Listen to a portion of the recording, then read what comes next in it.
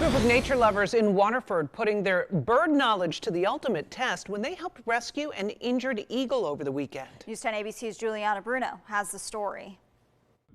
Patricia Egan and her son Robert Alford were taking their usual Saturday morning walk down the Champlain Canal Trail when Patricia spotted a big bird down in the basin. We thought he was hunting or something, so we continued our walk, and on our way back, it was still there, and we knew that that was unusual. They realized he was injured and called North Country Wild Care and spoke to someone who told them to capture the eagle. We have no idea how to do that, so my mother sent out an SOS on People's Eagles Facebook page, hoping that Bob and Janet would respond. Bob and Janet are well known in the area for photographing the local wildlife and sharing it on social media, something they picked up doing to get outside at the start of the pandemic. We realized there was lots of eagles around and kind of just fell in love with them. So they were the perfect pair to answer the call. When I first went and picked up the eagle, it was such an intense moment.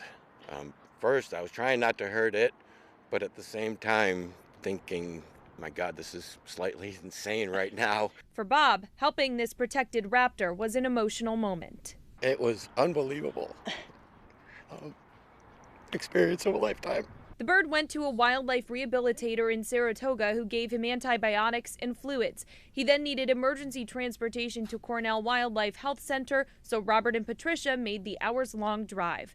Remember, if you're ever in a situation like Robert and Patricia's, the DEC advises you contact someone from their office or a wildlife rehabilitator near you, like this group of bird enthusiasts did. Hopefully it does well, a full recovery, and can be released back into the wild and carry on with its life. Reporting in Waterford, Juliana Bruno, News 10, ABC. Sounds like they did all the right things. News 10 also reached out to the Cornell Wildlife Health Center for an update on the rescued eagle's condition. This afternoon, we were told that the eagle is currently hospitalized in critical condition at the Janet L. Swanson Wildlife Hospital, where wildlife veterinarians are working to diagnose and treat the eagle's injuries. You can stay with News 10 on air and online for any further updates.